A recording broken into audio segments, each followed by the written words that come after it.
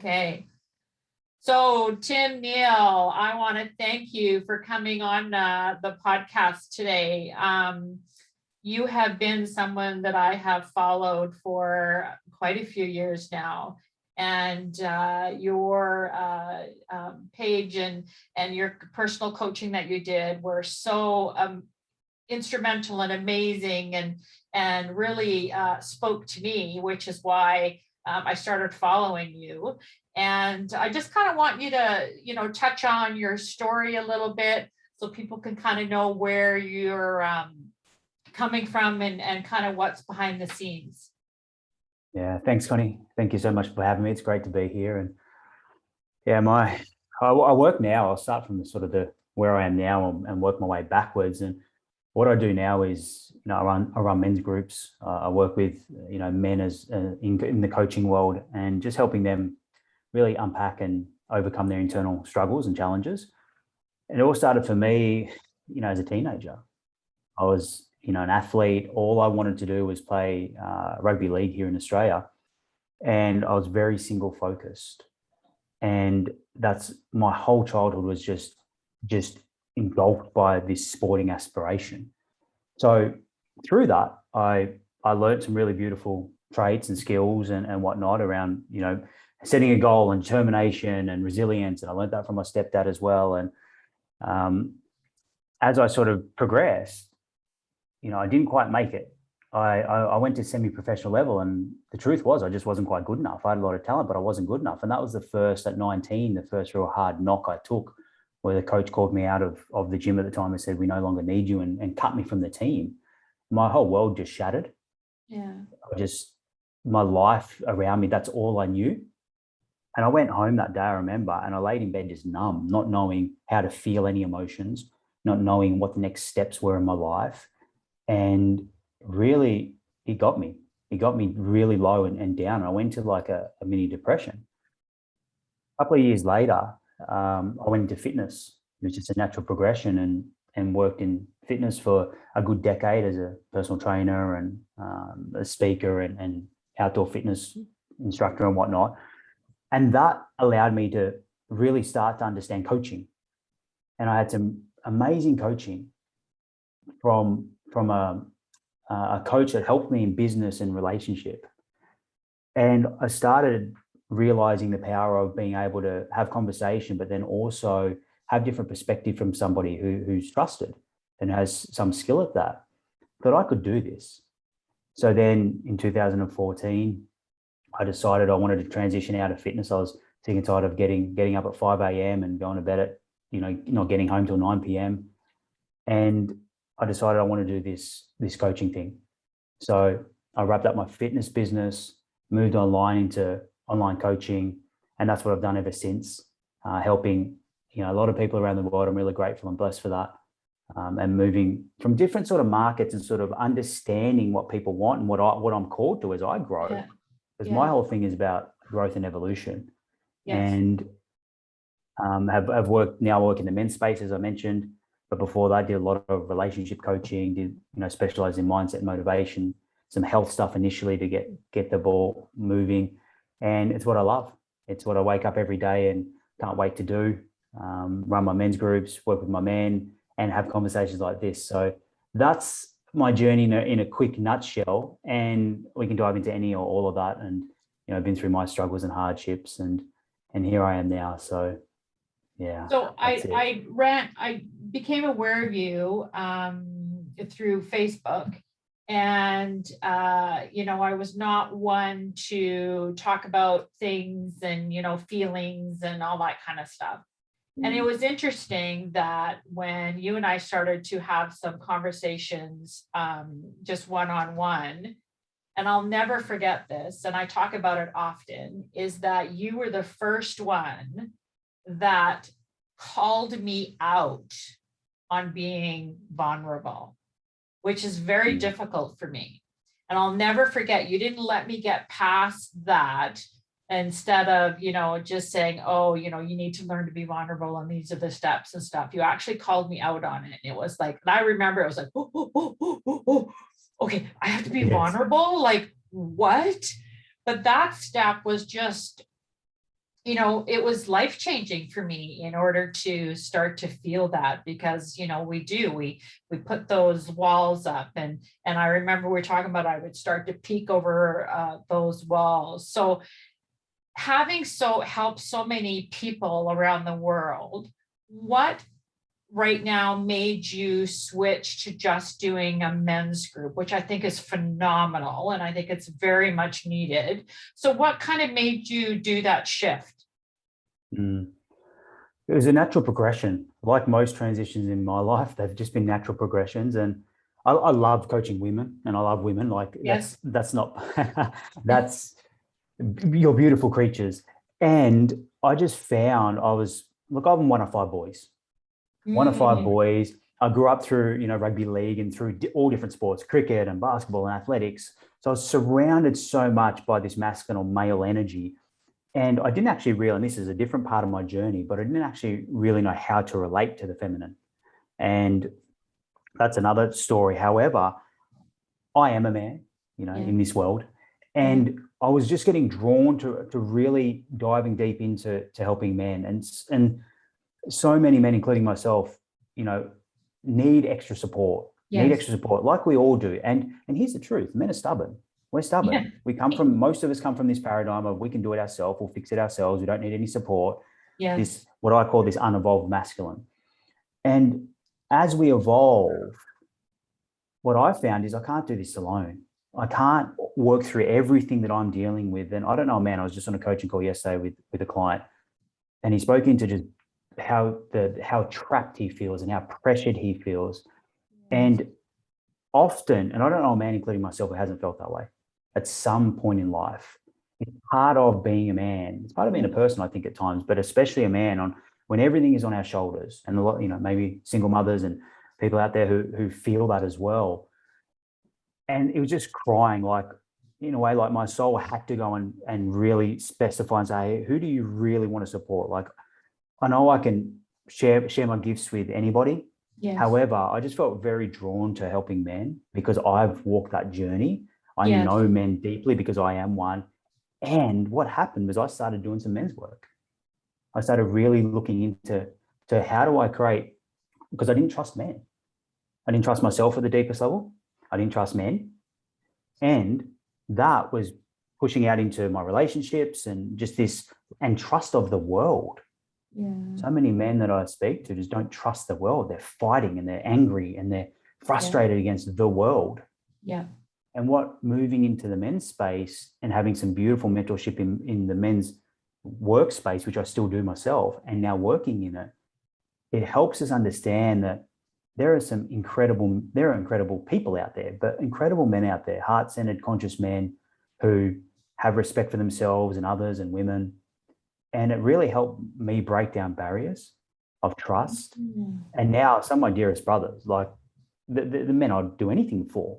yes, And that came through starting to move into like, okay, what if I started doing the work on myself, which has been an ongoing, journey, and it never stops. The yeah, inner work, the deeper personal development work, and then getting into spaces with other great men to break this paradigm and the evidence that, my brain had made up over 30 odd years of conditioning that men are untrustable, which is not true. yes, Like anything, there are men who are untrustable, but there are also men on the other side that are deeply trustable and live with integrity. That's who I wanted to be.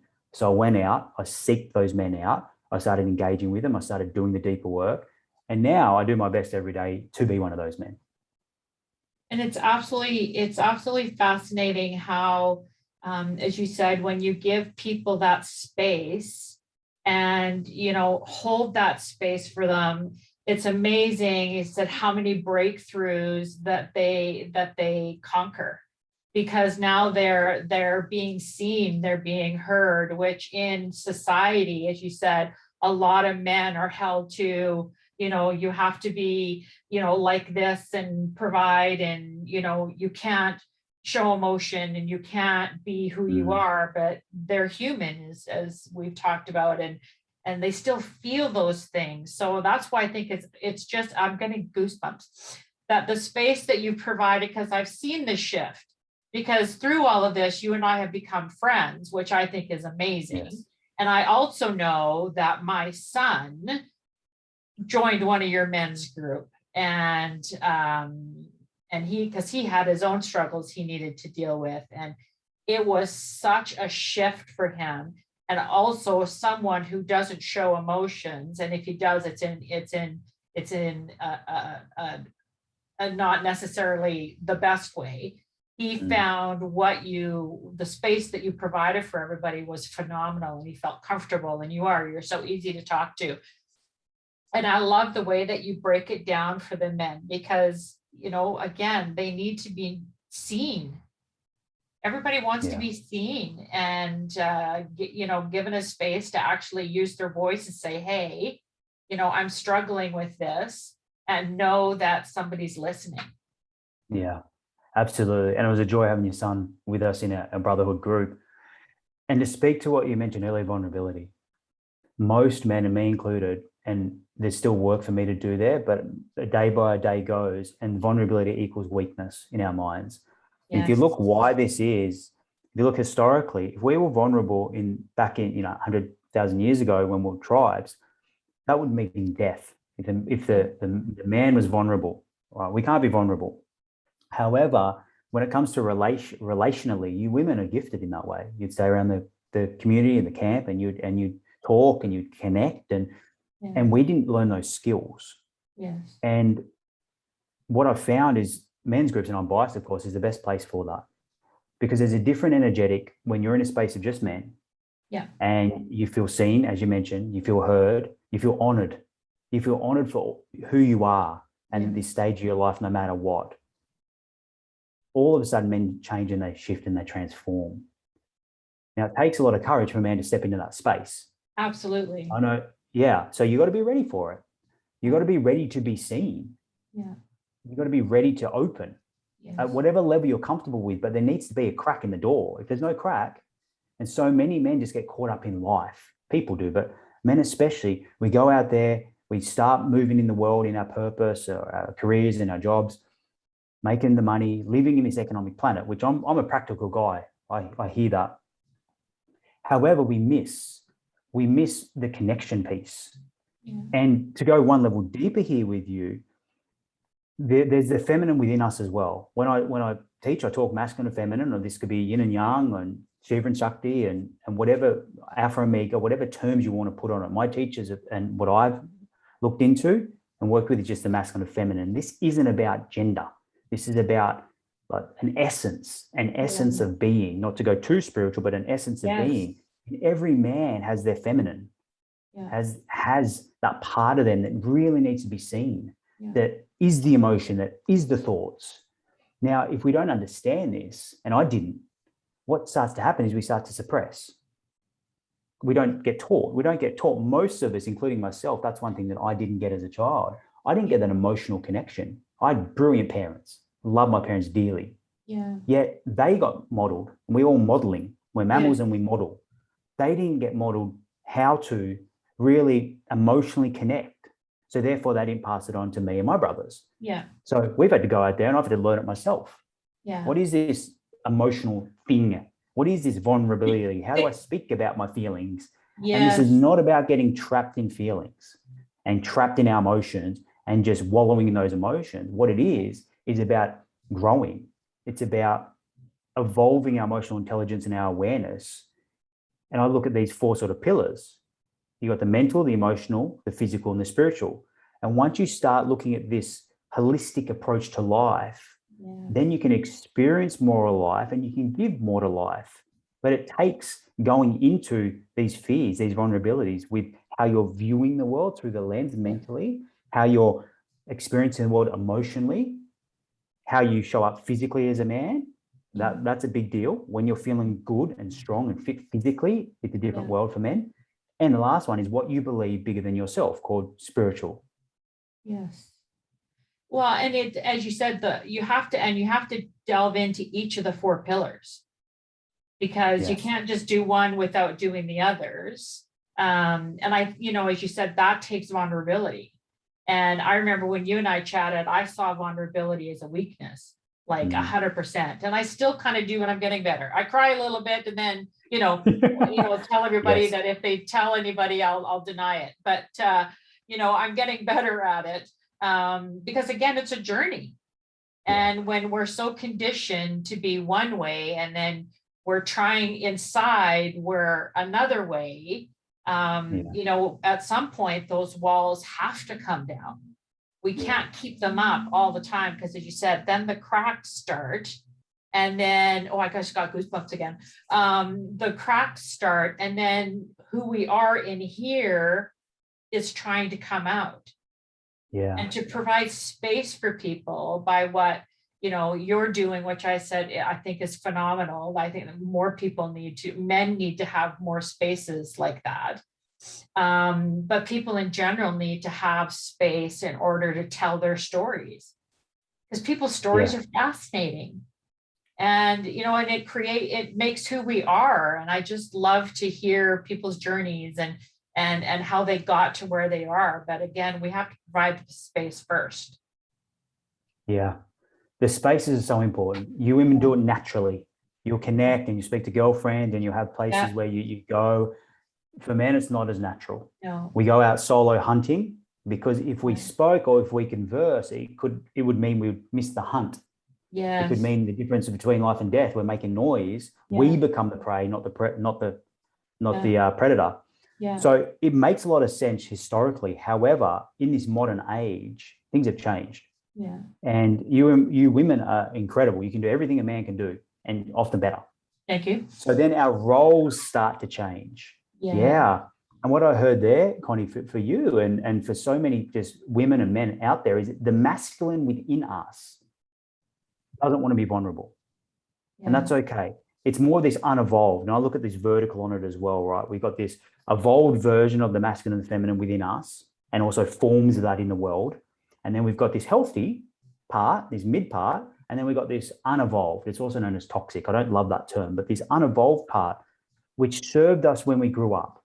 But as we move into adulthood, a lot of it doesn't serve. And part of that, what's come out, and this has been my journey as well, and I know it's yours, is vulnerability. Vulnerability, not wanting to be vulnerable, is a safety mechanism.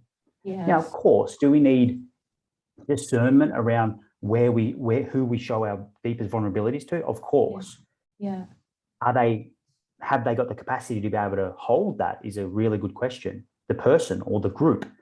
And that's why I was led to men's groups and doing this work, is to create spaces where myself and the other men in those groups have more than the capacity to be able to hold whatever is brought into that space. And it's confidential. Yes, so, of course. Yeah. Yeah. Vulnerability and sort of playing with our energetic of the masculine and feminine, and also rounding out with our mental, our emotional, our physical, and our spiritual, just starts to bring more of a holistic and a whole approach, and allows you to accept all of who you are. Yes. Yes. Not hide, not suppress, not avoid, not numb. Just knowing, like, we are all things. I truly believe that. A great mentor of mine speaks to this. We are all things. Rather than trying to hide our vulnerabilities or our fears and put ourselves on this pedestal and only show our best parts, which, the world is moving more and more to, I actually advocate the opposite. Yeah. In not putting all your fears and deepest vulnerabilities out there so people potentially, it can cause pain, but more just start the healing process, start revealing parts of self, healing parts of self, and feeling through, so you can show up more authentic in the world, so you can show up all of who you are, because at the end of the day, all we want is to be loved and accepted by ourselves and by others. Absolutely. And that, I'm a very authentic person, and I'm very, what you see is what you get. And, but again, I still have to break through, a lot of those walls, like we all do, to show up for the full self. But as you said, we hold back because we don't want to feel the pain. We don't want the judgment. We don't want, everything that comes along with that. So with the men's group, do you find that there's a theme, sort of what men generally are struggling with?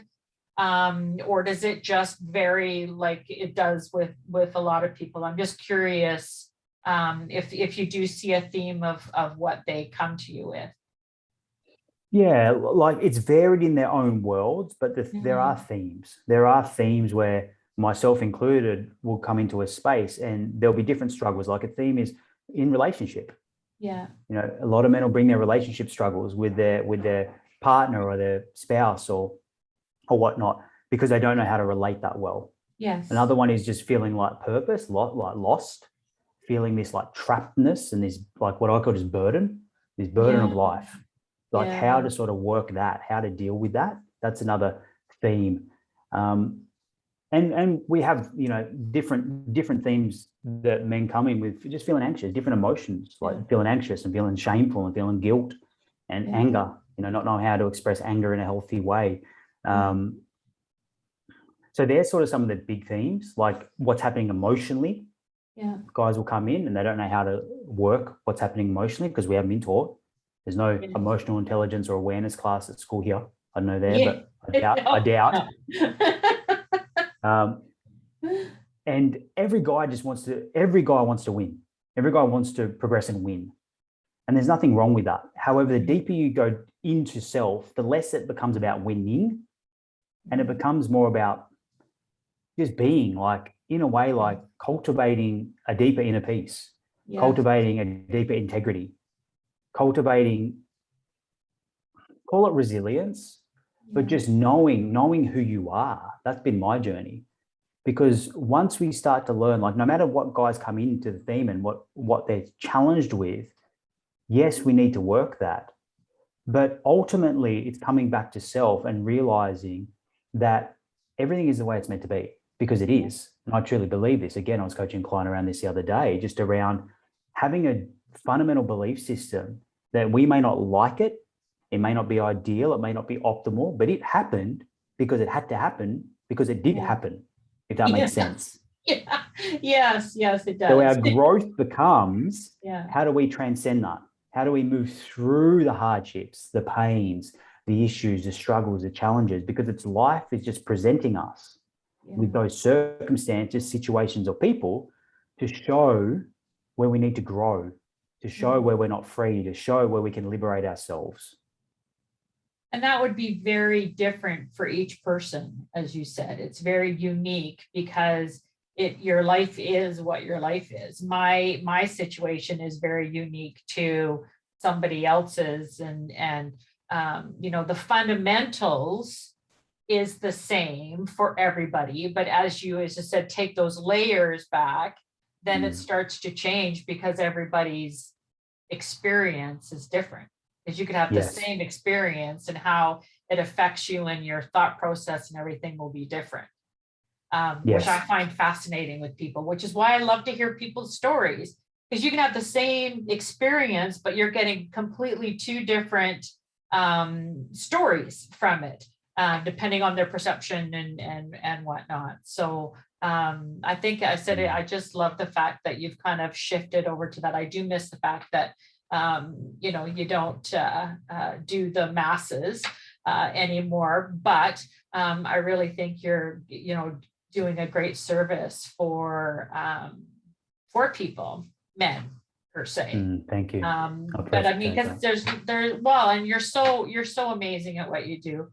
I mean, I've followed you for a long time, and I said, and I'm lucky enough that I can call you a friend, and so we've had some giggles and whatnot. But I just love the fact that you're able to take that piece out from someone and help them deal with it, and then gently put it back again.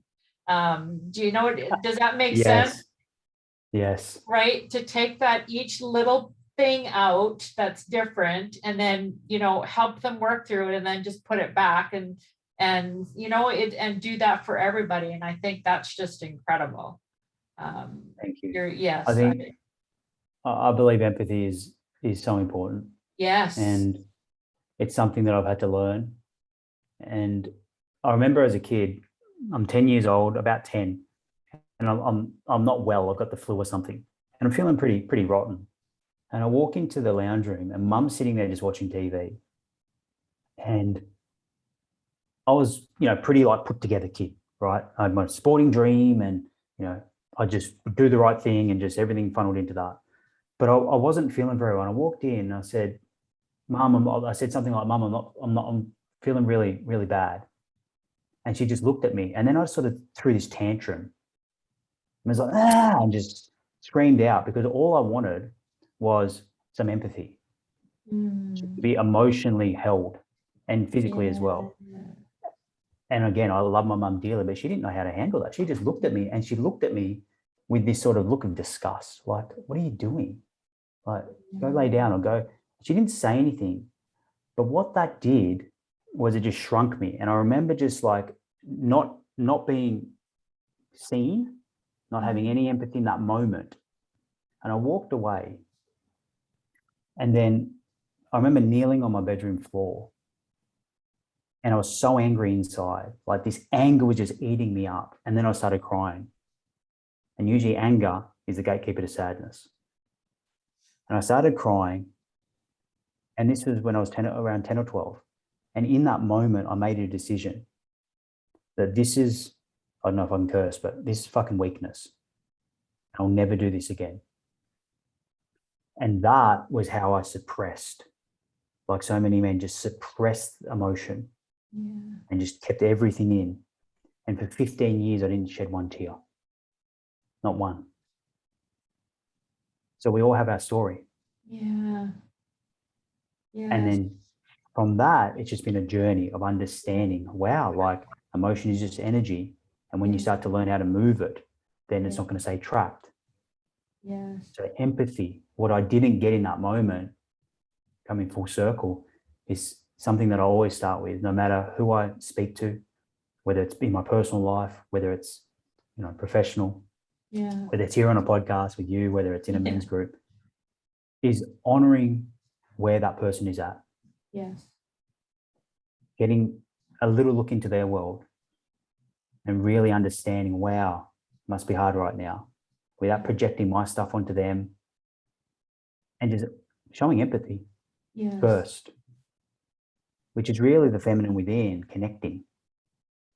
Yes. And then from that, we can unpack and start looking at exploring whatever is the internal struggle. And that may take more support, which is more the feminine, or it may take some challenge, which you spoke to earlier, challenge you on your vulnerability. That was more the masculine coming in, saying, hey. So that's where I start from, and that's how I sort of work with myself first, because everything comes from self.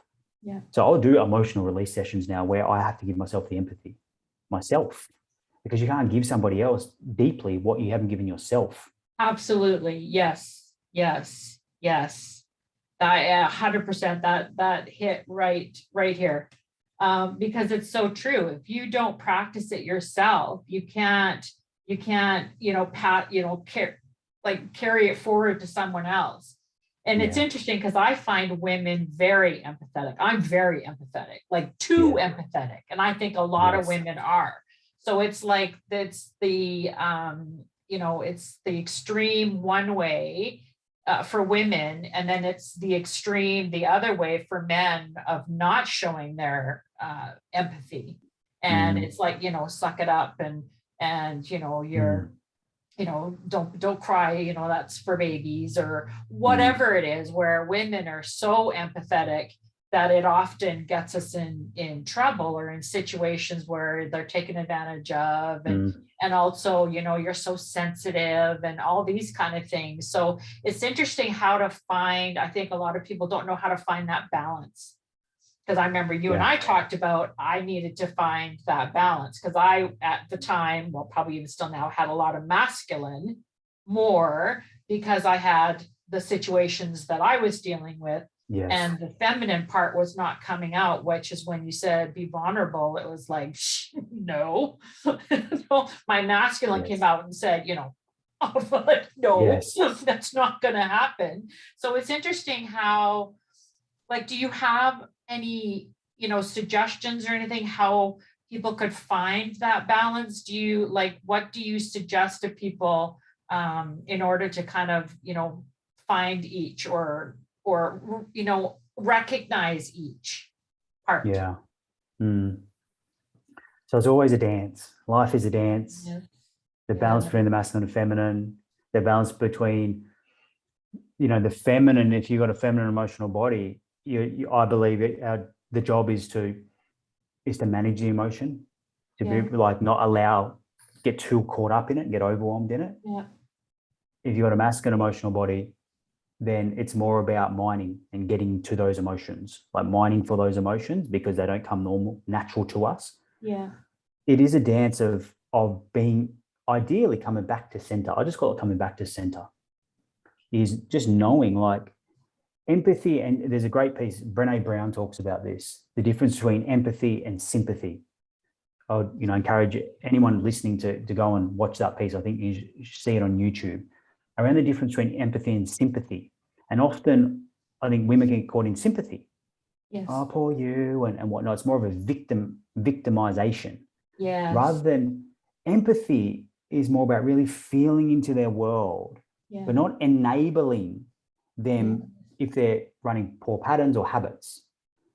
So look, there's no hard and fast rule. What I tend to sort of lean towards more is feeling into the person and how much empathy how much empathy can I give them? And then asking the question. Great coaching is all about questions. It's how do you want to be supported here? It's what is it that you need from me? Is a beautiful question in any moment you can ask anybody. What is it that you need from me? And I ask my men in the groups. I say, what is it that you need from me or the group? And allow them some real ownership. And often it may be, I just need to be heard. Or you know what? I'm open to feedback. Like, can I have some feedback? Or if you're in a one-on-one situation, what is it that you need from me? I need you to, I have friends come to me regularly and be like, I need your perspective on this. Great.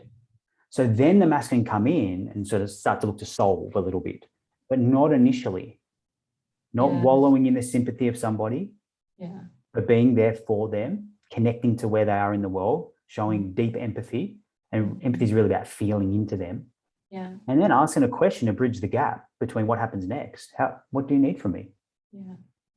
And going into that place of, okay, now the masculine needs to come on board and start looking at solving some stuff, challenging, whatever it may be, depending on the situation. Yeah, of course. Does that make sense? Absolutely. Yeah, absolutely. It does.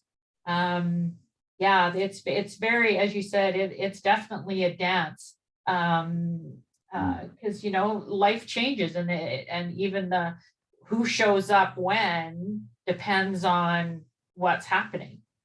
So you could, have the dance, you could be dancing all day, which I think a lot of people are, and it's exhausting. Yeah. It's exhausting to keep that balance. And I think a lot of people get tired and then fall back on what's comfortable and what they know. Even if they're trying to work on themselves, they fall back into, because it's those well-worn ruts that we create, and trying to go out of those ruts takes practice, and it takes effort, and it takes perseverance, and so it's easy to get back into the well-grooved ruts that we know so well. So it takes a lot of you have to be ready, as you said. You have to be ready with that crack, and if you're not, then it's not gonna you're not gonna be of service to anybody. It takes awareness, it takes readiness, it takes awareness. And that's, I know you're there in Canada, and I nearly spent a year in Vancouver back in 2009, 2010. And a dream of mine was to go overseas and become a ski instructor. So I went to BC and got my ski instructor's certification. And what you speak of, Connie, is beautiful because, when you ski or board, whatever you choose, you'll know that you make tracks. And it's easy just to ski in the tracks, and you look down the run and there's tracks from, everyone who's gone before you. Yes. It's easy to ski in those tracks because they're already grooved and they're worn. Yeah. But it's a lot more fun if you can go off those tracks and find some powder and carve your own tracks. Yes. And this is how the neural pathways work. If you look at neuroscience in the brain, and those tracks are just comfort, like you mentioned. Yes. And this looks at our behaviors and our habits. Yes. So what new behaviors or habits would need to happen to make that change you want in your life, whatever it is. But not just starting there. Like that's a good place to start. But usually if we just look at behavior and habit change, it's short. It's not sustainable. We need to look deeper than that. We need to look at the emotions underneath those and also the unmet needs. So, I'd offer anybody listening to have if you're looking for progress, I like to call it, because change is automatic and inevitable. It's going to happen either way in life. Yeah. But progress is not. Your evolution as a person is not. You got to work. You got to do the work. Yes. And the work never stops. So part of the work could be looking at, okay, what habits or behaviors do I want to change? Maybe it's, take your body, right? So if you're listening and you want change or progress with your body, then what habits do I need to change? Yes, or behaviors. Is it, I look at like nutrition, exercise, sleep, and sun. You look at those 4 big areas. Where do I need to change in nutrition? Where do I need to change in exercise, sleep, and sun? Because those 4 pillars there, that's nature. Yes. Right. But then beneath that, look at the emotional impact that that's having on you. And what emotions come up. And this takes, for what I found with women, you're more in touch with this, but man or woman, to sit and just to feel into when you feel into those behavior changes, what comes up? Is it sadness? Is it some anger? Is it shame? Is it guilt? Is it frustration? Is it joy? Is it excitement? Is it gratitude? Without judgment. And just be in the emotional part, the emotional spectrum. Why? Because that's just energy. Yeah. And then if you want to go that next deeper step is look at the unmet needs. What is the behavior and what's beneath the emotion? What are the unmet needs? This is where you start doing the deeper work. So would the unmet needs be the trigger? Is that what you consider? So if you go deeper to so it's the trigger to the actions up here. Is that am I hearing that correctly? Yes, you are. That's a great way to frame it. So the unmet needs will be the unconscious, and usually it's unconscious. Yes. So for me, this isn't health related, but this is relational related. I can give you a great example. Because I didn't know how to relate to women and to the feminine. I remember my 9-year grade 9 girlfriend, like I was just frozen next to her, sitting on the bus for weeks, and would travel from like wherever it was, school to the train station, 10-minute bus ride every day, and I'd just sit there frozen, just like. And then eventually, one day, she was like, "Oh," and she grabbed my hand and she held my hand. So one of our boys, being all in sport around men, and my stepdad was a very masculine guy, and mum was beautiful, but she didn't know how to use the emotion. Like she was always there and whatnot, but we didn't get nurtured emotionally. So growing up, not knowing how to relate to women in my early 20s, I was working at the gym and I was getting a lot of attention from women. And I connected with my first long-term girlfriend, and every relationship's taught me so much. However, what that started with this pattern of codependency, this pattern of being codependent by a beautiful woman. And I'd validate myself, and I'd be a relationship guy. I'd stay in a relationship with beautiful women for anywhere from, for years. Yes. But what this did was the behavior was like just wanting to be in the relationship, wanting, being people pleasing, being a nice guy in the relationship. The emotions that are underneath, there was anger, there was sadness, there was shame, and then the unmet needs. And if we can track this back, the trigger is feeling abandoned. Yeah. The trigger was as a child, and this is in those imprint years, anywhere from 2 to 7. This is where these beliefs are formed, and they're all unconscious, that I would be abandoned. That's one of our primary fears, is feeling abandoned, because mum would be working late and I'd be at school left, and mum wouldn't be able to pick me up till 5 p.m. And here in Australia, usually school finishes at 3:30. So I was left there because mum couldn't get there, and her boss wouldn't let her leave early to pick me up. So I'd be sitting there by myself to the point where teachers would leave, and they'd look and go, "Wow, are you okay? Like, what's happening?" And so, well, mum's on her way, which drove in this belief that I'm all alone, that I'm abandoned. So once I started doing the work to heal, we need to reveal, heal, feel. There's a little framework. We need to reveal Yeah. Reveal what those unmet needs are Yeah. first and where it came from. Then we can start feeling through that, feeling through some of the emotions that are tied to that. Because what's happening in the now is a mirror of where you need to do your work in the past. And then we can start looking at the behavior change. Makes sense? Yes, that makes so much sense. That is exactly what needs to happen. Wow. Yeah. Yeah, I like that. Because it's so true. It's so true. Because I think too, what we tend to not do is we feel the feelings and then we stuff. I'm a very good stuffer. I stuff it down and I'll deal with it later or never. But we tend to do that. So it's learning to have the feelings and feel it and let Absolutely. it come. And then you can do what you need to do with it. And then you can, get to the point where you can start to work on healing. That is part of the healing, though. That's the key. Yes. We reveal, and often, and we do a lot of this in men's work, guys to just feel into the energetic of what they're feeling without story, without narration, without commentary. Like the why doesn't often matter, not yet. Think of it as a tree. You walk into the woods and there's a beautiful tree. You don't go, well, why is this tree here? This tree shouldn't be here. You just be with the tree if you've got awareness first. And go, okay, this is a beautiful tree. Let's just be here with the tree. Let's just be here with the emotion. Let's just be here with whatever emotion is coming up. Take some awareness, which can be taught. Which I was horrible at this in the last few years, as I've learned now very quick. And then if needed, like that tree, if for some reason we need to dig, we can dig. But we don't start digging at the roots of the tree. We just be with the tree first.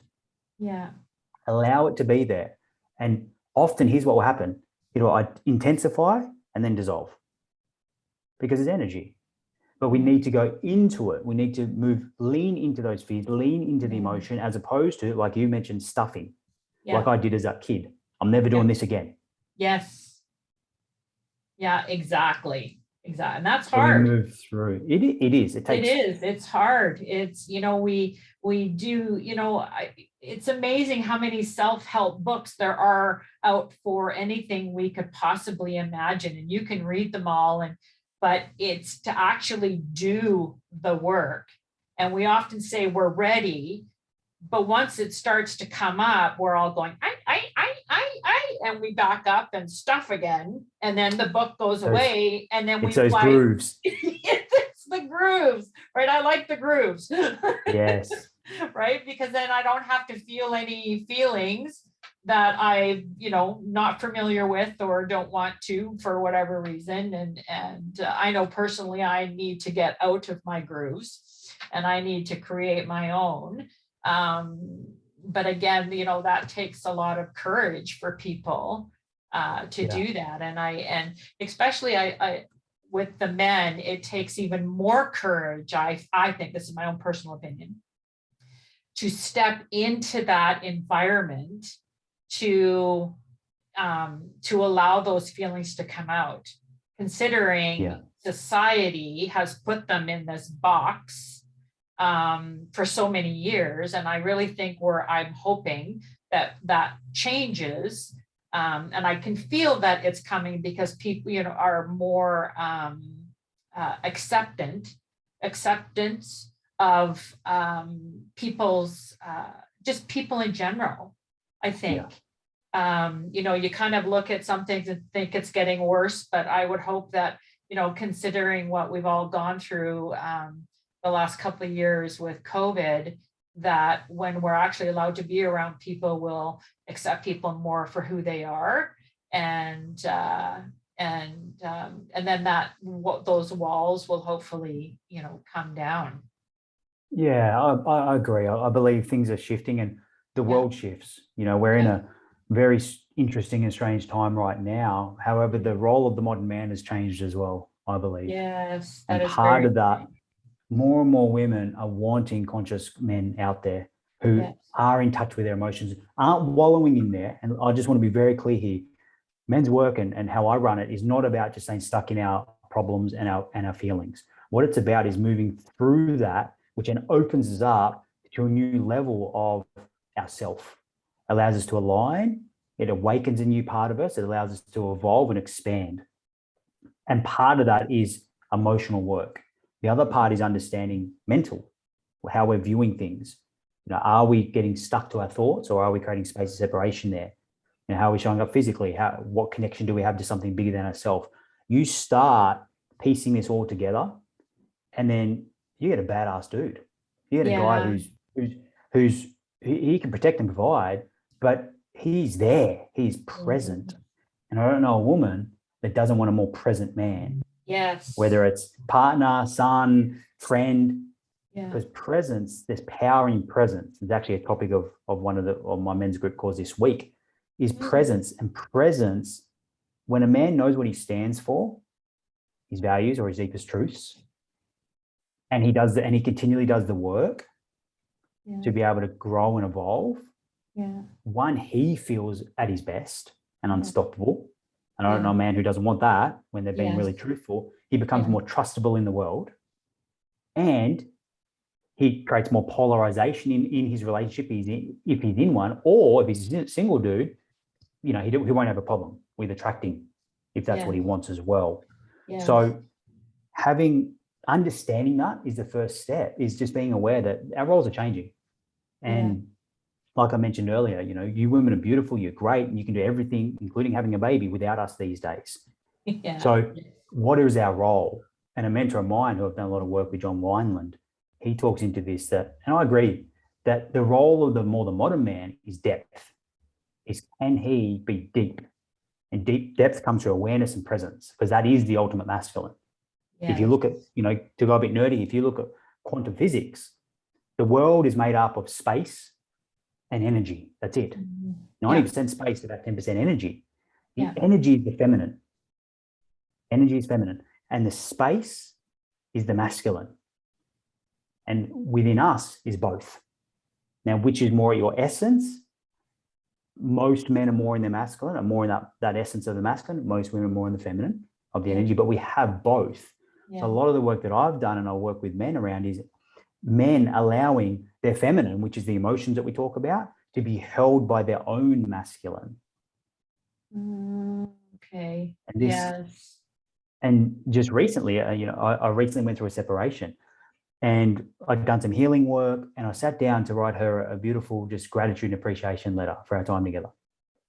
And I sat there, and all of a sudden I felt this anger coming up. I was like, oh.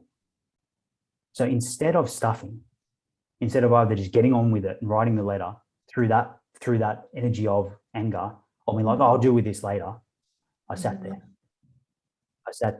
I became aware, which is the masculine coming in, and I allowed the anger to start to move through my body. And I did a little anger release practice. And from that, and I sat there, and it probably took 5 to 8 minutes of just feeling through the anger, which was an example of allowing my masculine to hold the feminine within me. Yes. And then move the energy dissolved. I recentered, and I came back, and I wrote a beautiful gratitude and appreciation letter for our time together to close that chapter. That's beautiful. And I'd encourage any person, whether it's yourself with vulnerability or any other emotion, is to give yourself the gift of time in our busy lives to just be with what's real, not to stuff, and again, I'm a practical guy.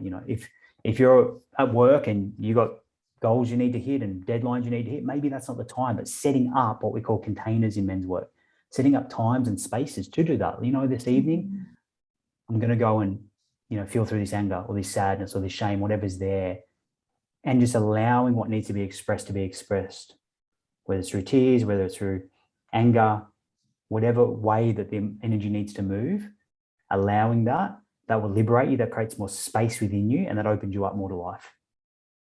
That is so true. That's just, I love that, because that's what we all want, right? Is to be able to show up for everybody, whether it's our family, partners, or anything like that.